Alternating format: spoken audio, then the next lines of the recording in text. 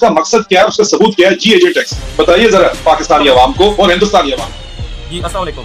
सबसे पहले तो ये जो कैप्टन रिटायर्ड गौरव वालिया जो अपने आप को मेजर बताता है, असल में ये करता क्या है, इसके 3 काम होते हैं। सबसे पहले तो ये अपनी आर्मी के जो जुराइम हैं और उनके जो अपने लोगों के साथ वो जुल्म करते हैं उसको छुपाता है, उनकी इमेज बिल्डिंग करता है। सेकेंडली ये क्या करता है कि अपने लोगों को बेवकूफ़ बनाता है गलत इन्फॉर्मेशन देके। और थर्डली ये पाकिस्तान के लोगों को उकसाने की कोशिश करता है अपनी आर्मी के खिलाफ।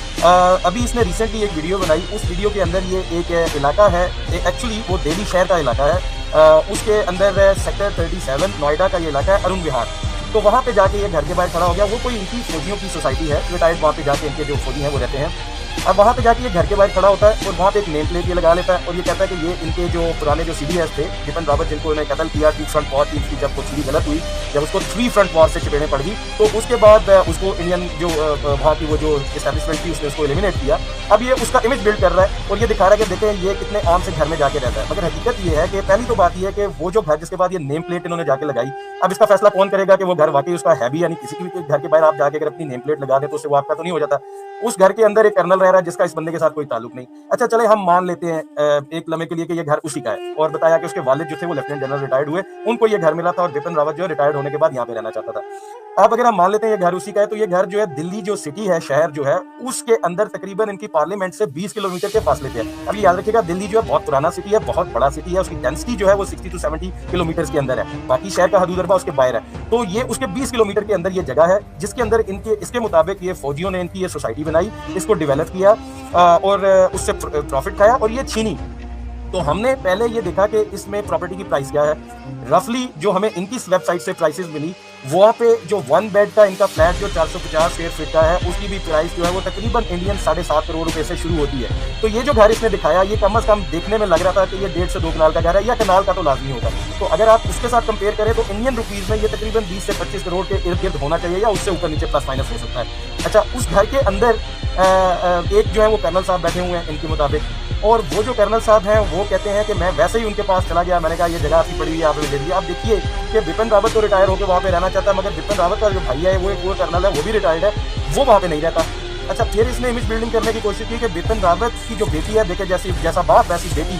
अब करप्शन ये छुपा रहा है, जैसे इनकी वो आदर्श घोटाला और जो सैनिक सोसाइटी के अंदर करप्शन आई थी, उस पर बिपिन रावत ने टीवी के ऊपर आके जो इनका वो उसको जवाब देने से इनकार कर दिया था उस करप्शन के ऊपर। अब ये इमेज बिल्डिंग कर रहा था। सोचने की बात यह है कि अगर बिपिन रावत यहाँ पे रहना चाहता था तो उसकी बेटी का तो कोई मकसद ही नहीं है घर वो जो है उसके बाप का रखने का 3 साल के लिए, के पास तो दिल्ली शहर के अंदर ही घर मौजूद है। अब अगर फर्ज करें वो ये जो घर है ये किसी दिल्ली ये मुंबई में होता या कहीं वहाँ नीचे बेंगलोर में किसी जगह होता, फिर आप सोच भी सकते हैं कि यार उनकी बेटी कहीं पढ़ रही होगी, कोई मसला है, तो 3 साल के लिए एंटाइटलमेंट है, तो ठीक है यहाँ रह ले। लेकिन उसी सिटी के अंदर 20 किलोमीटर के अंदर ये घर मौजूद है और वो वहां पे 3 साल रह रही है जिसका उससे कोई ताल्लुक नहीं है। तो वाकई बेटी बाप पे ही गई है, करप्शन करके बैठी हुई है। अच्छा, अब इसमें हम अगली चीज ये बताएंगे, जो अरुण विहार है, अरुण का मतलब होता है सूरज और विहार का मतलब होता है इनकी हिंदी में, और विहार का मतलब होता है कि सेक्रीफाइस की जगह, यानी कुर्बानी की जगह। तो लगता ये है कि इन्होंने अपनी आवाम से जब पुराने ज़माने में कहीं 90s में 19वीं सदी के शुरू में या 1950 के इर्द ये जगह अपने लोगों से खुद को सूरज बता के और उनसे कुर्बानी के लिए ये ली और उनको कहा कि आप कुर्बानी दीजिए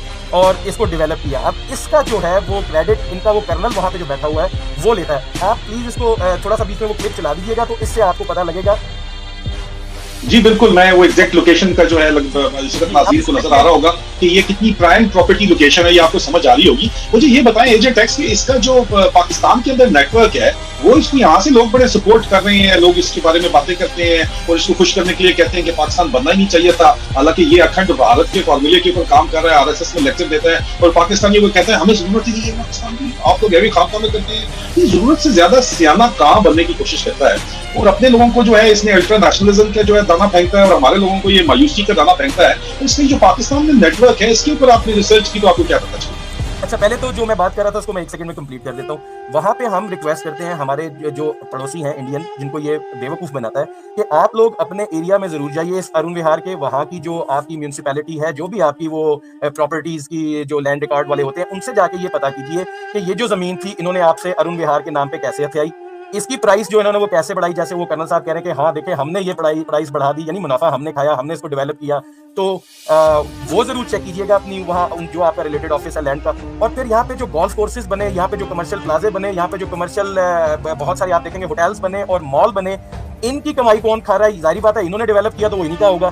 तो इनके जो ये फौजियों के पास इनकी ये जो अयाशी लगी है, ये जो करप्शन कर रहे हैं, इसकी वीडियोस बना के अपने लैंड रिकॉर्ड से मैं इंडियन जो पब्लिक है उनसे ये रिक्वेस्ट करता हूँ, इससे आपको फायदा होगा।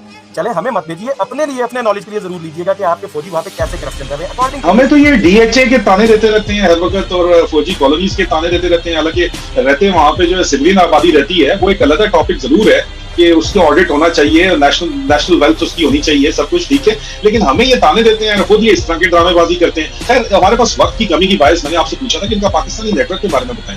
जी, एक्चुअली ये जो इसने हरकत की है कि इसने पाकिस्तानी जो अवाम है उनको बरगलाने की कोशिश की है, और इसने ये कहा कि आप अपने जो आर्मी के जो जनरल्स हैं उनके घरों के पास जाके आप उनकी तस्वीरें लीजिए या आप उनकी वीडियोस बनाइए और उसको नेट के ऊपर डालिए। एक्चुअली हालांकि ये पहले कहता रहा है कि हम पाकिस्तान को पाकिस्तानी फौजी अफसरों को पाकिस्तान में पाकिस्तानियों से मरवाएंगे।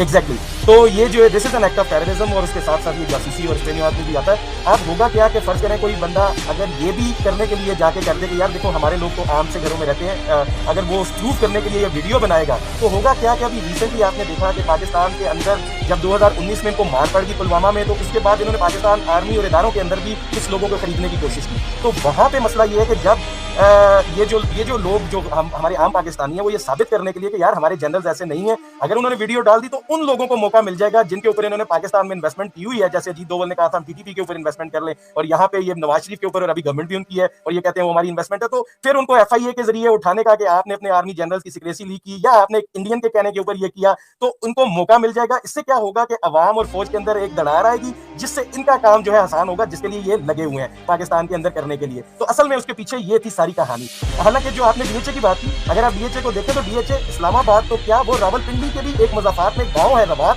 वहां पे बना हुआ है। वो दिल्ली की तरह, अरुण विहार की तरह दिल्ली सिटी के बीच में नहीं बना हुआ। हाँ खैर, लेकिन मौजूदा हालात के अंदर एजेंट टैक्स इसका काम तो बड़ा आसान हो गया पाकिस्तान के अंदर, खुद ही डर्टी हैरी पार्टी इसका काम कर रही है। लेकिन मुझे ये बताएं कि पाकिस्तान में खुलेआम किस तरह इजाजत है लोगों को इसका साथ देने की? कुछ यूट्यूबर्स इनके साथ इसका साथ दे रहे होते हैं, इसके नेटवर्क का हिस्सा भी बने हुए हैं, उनके ऊपर आपने कोई रिसर्च किया? मुख्तसर बताइएगा। जी, ये सारे जो लोग हैं बेसिकली जैसे मैंने पहले कहा कि इनका एक नेक्सस बना हुआ है, बुनियादी तौर पे ये पाकिस्तान के बनने के खिलाफ है। इनका ख्याल है कि हम जैसे 2019 में इन्होंने पाकिस्तान के ऊपर हमला किया और उसके बाद पाकिस्तान आर्म फोर्सेस ने और इमरान खान ने इनको जवाब दिया, इनका मुंह तोड़ा। उसके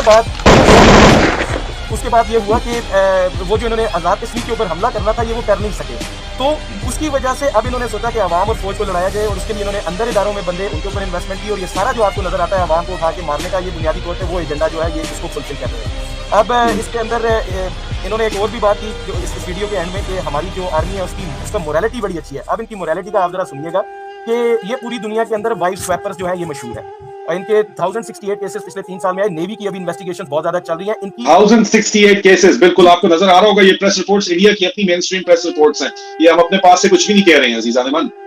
अच्छा, उसके बाद ये क्या करते हैं कि इनके जो ये दुनिया की वाहिद आर्मी है जो टूरिस्ट रिजॉर्ट्स डेवलप करती है और उनको चलाती है, और वहां पे बहुत इमोरल किस्म की एक्टिविटीज होती हैं। जैसे फॉर एग्जांपल आप देखेंगे इनका एक रिजॉर्ट है लोनावला के अंदर, डाटा रिजॉर्ट, जो कि मिलिट्री थीम के ऊपर बना है। वहां की यूनिट्स लगी हुई हैं, वो लोगों को एंटरटेन करती हैं, उनका मनोरंजन करती हैं। और वहां वो मनोरंजन करवाते कैसे हैं? ये जो कैप्टन रिटायर्ड गौरव वारिया है, इन जैसे ऑफिसर्स जो जवानों का राशन होता है वहां से चोरी करके, प्लस उसके अंदर इनको अल्कोहल मिलती है, वो वहां पे ये ट्रांसफर करके स्मगल करके वहां पे ये यूज करते हैं। प्लस इनके जो जूनियर जवान हैं उनकी बहुत सारी वीडियोस जो है यूट्यूब के ऊपर आपको मिल जाएंगी कि ये हमारी जो वाइफ है, हमारी जो पत्नियां हैं, इनकी जुबान में इनकी बीवियां हैं, उनको ये कहते हैं कि आप लोग वहाँ पे सर्व करें जाके, आप रिसेप्शन पे खड़ी होंगी, आप डांस करेंगी। तो उनकी बहुत सारी वीडियोस हैं, वो कहते हैं कि हम ये काम नहीं करना चाहते, अगर हम ये इनकी बात नहीं मानेंगे तो हमें दूर पोस्ट कर देते हैं। तो इस तरह के रिजॉर्ट के ऊपर उनसे ये इमोरल काम करवाते हैं। फिर इनकी जो असम राइफल है उसका एक बहुत बड़ा इशू है, बहुत बड़ा।